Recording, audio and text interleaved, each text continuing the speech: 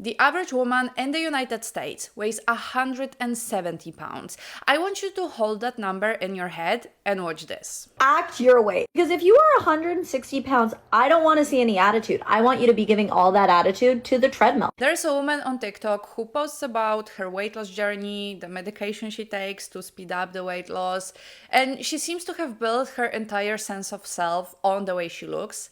And she came to TikTok to tell women that if they weigh more than her, they need to calm down and act their weight. The thing, more of you girls need to start acting your weight.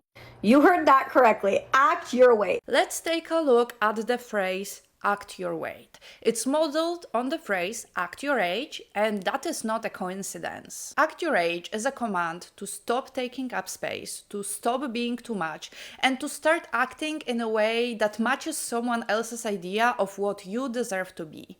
You are too old to be silly, you are too young to have opinions. Know your place. Act your weight is basically the same thing. It's telling women that their body determines how much space they can take, how much confidence or attitude they are allowed to present. A woman's body is always subjected to being judged and ranked, and that ranking determines how she's allowed to carry herself in this world. Because if you are 160 pounds, I don't want to see any attitude. I want you to be giving all that attitude to the treadmill. Give it to your nutritionist. Give it to that Pilates class, which is basically stretching because, like, look at you. The 160 isn't a random number, in my opinion. She chose it specifically for a few reasons. First of all, it isn't an extreme number in either direction, right? I mean, I don't think it's like too much or too little for anyone to weigh. Like, obviously, this depends on like your height, your fitness level, all of this stuff, you know, like that's a very complicated topic.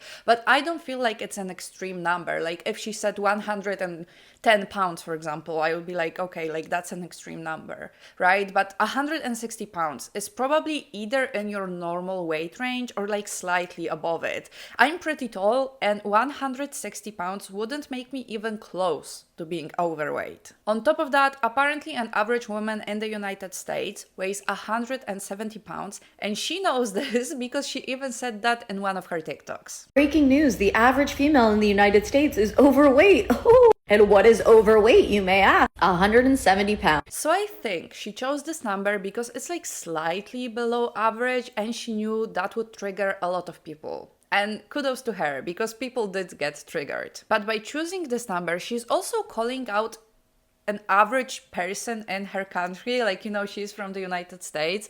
If the average woman's weight is 170 pounds there, then she's basically calling out everyone who is like average or slightly above average, even slightly below, right? If you're 165 pounds, you don't fit into her idea of if you can have attitude or not. It's a number that makes a lot of women feel personally targeted, and the more people are personally targeted, the more stitches, the more comments, the more reactions, and the algorithm sees all of that as just engagement, right? It doesn't judge if the engagement is positive or negative, it sees engagement, so it pushes the video further. And now here we are. How are you? You're gonna give a skinny girl attitude when you're a fat bitch. Honestly, really, like, just be fucking for real. And here's the thing, this is like the hot, crazy matrix, but it applies to like girlhood. If you're fat, I don't want to see any attitude. If you're gonna give me attitude, you better fucking be skinny. You better be 115 pounds to come for me. You heard that correctly. If you want to come for me, you better weigh 115 pounds, and then I respect it. I'm like, you know what? You are a skinny bitch. You're even skinnier than me. I'll accept the attitude. But if you're fatter than me, don't fucking come for me. Do not fucking come. And here is the most important part of the video, because she isn't saying that women who are over 160 pounds are unattractive, or that being skinny gives you pretty privilege or whatever. That's not what she's saying. She is saying that those women are out of line in terms of attitude, confidence, taking up space, refusing to be made to feel small. Those are the things being policed here. The weight is just a justification. The real thing called out here is the woman's audacity to not make herself smaller just so people around her feel better. The way she talks about weight also speaks to her confidence, because she says, if you want to come for me, you better weigh 115 pounds, then I respect it. But if you are fatter than me, don't come for me. She shows herself as someone whose entire self-confidence is based on the way she looks. And it's not just in that video, because if you take a look at her profile, she posts quite a lot about weight loss, about the, appetite suppressants. She body checks quite a lot, and she posts those weird TikToks with those weird captions that just make it seem as if she feels better than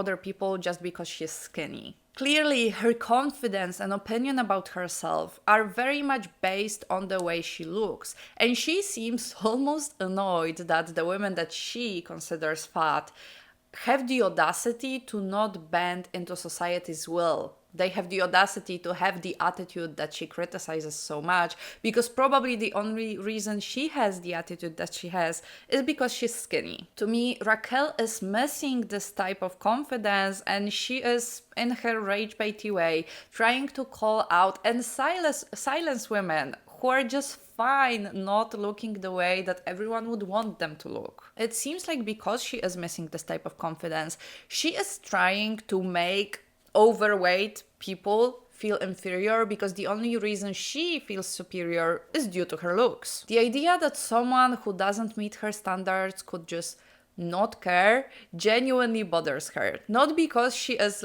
worried for their well-being, but because it breaks the system that she's invested so much into. If your worth is your weight, then women who weigh more than you and they don't seem to care are threatening the entire framework.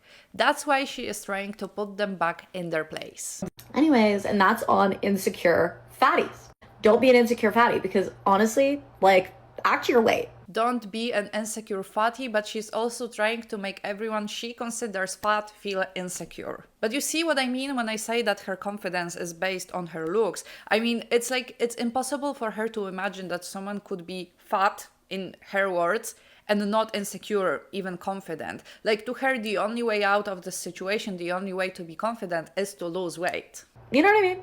Act your weight. More people need to hear that. That is the tough truth. But a lot of you bitches are not acting your weight, clearly not pulling your weight in any way, shape, or form, or workout class or anything. But start pulling your weight, start acting your weight, girl. Bye. XOXO. This video is obviously rage bait. I mean, I think her entire account is rage bait, but let's still talk about it. If you haven't subscribed yet, this is a good moment to do it. What really bugs me about this video is that she seems to present what she's saying as feminine advice, right? I mean, she mentioned girlhood, and the way she talks, in my opinion, she's trying to make it seem like she is giving somebody advice, right? She's obviously mean and rage baiting, but she's trying to make it seem as if she was giving someone advice, in my opinion. And part of the reason why this video spread so fast is because it was said by a woman, right? If a man came on the internet and told women to act their weight, I think everyone would just dismiss him as another misogynist that we just scroll past. But because a woman says that, it's almost framed like, I don't know, insider knowledge, feminine advice, girlhood. You know what I mean. There is a long tradition of women enforcing beauty standards on each other even more intensely than men do. And what she is doing here is textbook pick-me behavior. In a culture that ranks women's bodies by attractiveness, performing contempt for those who don't care about the beauty standards is signaling which side of the line you're on. And it's not just signaling it to anyone, but to a very specific audience. And in that case, that audience is men. And not just any men, but men who determine women's value based on their bodies. The whole move, the whole thing that she's doing is basically saying, I'm not like other women. I actually take care of myself. If you pick me, you're going to be happy because I'm going to monitor my weight and I'm going to make sure I don't gain too much. She's very clearly trying to distance herself from other women who don't take care of themselves, and she is using their bodies as the thing that she's better than. And again, choosing 160 pounds was just the perfect move here in terms of virality and rage baiting, because it splits people almost in half. And the viewers who are on the right side of the 160 pounds, they are going to feel like they are the good ones. They also take care of themselves. They didn't let themselves go. They don't make excuses, and they wouldn't embarrass themselves by having an attitude that they haven't earned. And the viewer on the wrong side of that number gets to feel exactly how the video is trying to make her feel. smaller. That division, flattering some women, isolating others, is what makes this video so perfect for the algorithm, because it generates anger from women who felt threatened, attacked, and it generates agreement from the women who felt maybe even flattered by that video. Both groups engage, and all of that lands on TikTok, which already has a pretty troubled relationship with women's bodies. On the app, the body positivity movement was almost completely hollowed out. Under the hashtag body positivity, there's plenty of videos of thin, young women who broadly conformed to the traditional beauty standard. Their content looks like this. A thin creator films her body, post snatched, everything is perfect, and then she writes, a body that looks like this also looks like this. And then she relaxes her muscles, shows a bit of bloating, some rolls, some cellulite. You know the drill. The message is, see, I have flaws as well, which is nice in theory, but in practice, it shows the thin body as the reference point, as the default, as the thing that we should strive to look like. What it also does is, it once again polices women's bodies, because those creators who want to show, their natural bodies, I feel like they actually have to put in the effort to find the things that are wrong with her body. Like, you know what I mean? Sometimes you will see a video of a very skinny, very beautiful creator who's, I don't know, she probably has the best intentions. She's probably trying to make other people, feel good about their bodies, all of the stuff, but she is trying so hard to find the things that are wrong with her body. Like, she makes a very weird pose just so you could see that she has some rolls, and she does this with her skin just so you could see the cellulite, all of the stuff.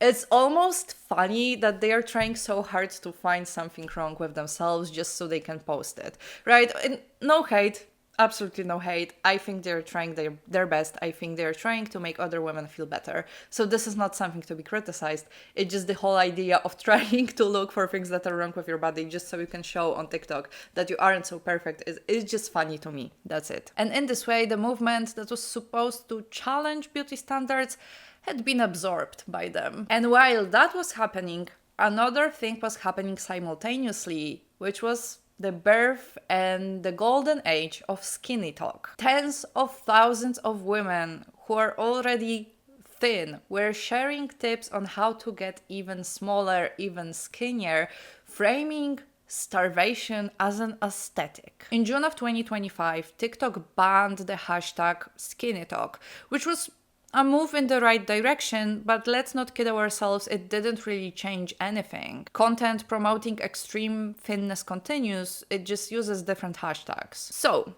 body positivity has been co-opted into something that mostly serves thin women's feelings. Skinny Talk has been promoting disordered eating to all of us, including teenagers. And the algorithm has been rewarding content which makes women feel bad about their bodies. That is the environment the Act Your Weight video got dropped into. And if you're wondering why it hit so hard, why it wasn't treated like just another dump take, that is why. Because it landed on soil that had been tilled for years. Let me know what you guys think about it in the comments, and not just the video that we watched, but what do you guys think generally about TikTok's approach to women's bodies? I'm really interested to hear your takes. If you don't know what to watch next, check out this video because I'm pretty sure you are going to like it. Don't forget to subscribe. See you in the next one. Bye!